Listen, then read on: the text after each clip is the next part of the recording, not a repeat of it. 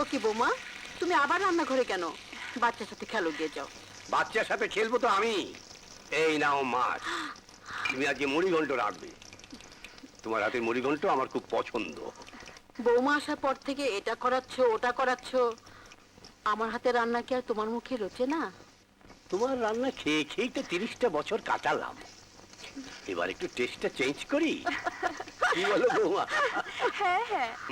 ভাবি, ভাবি, তোমার এক বান্ধবী এসেছে তোমার সাথে দেখা করতে। আমার বান্ধবী? কি নাম বললো? কথা। ও, কথা এসেছে, আমি আসছি। আহা, কি তুলতুলে, ও আমার ময়না রে, আমার ময়নার ছেলে।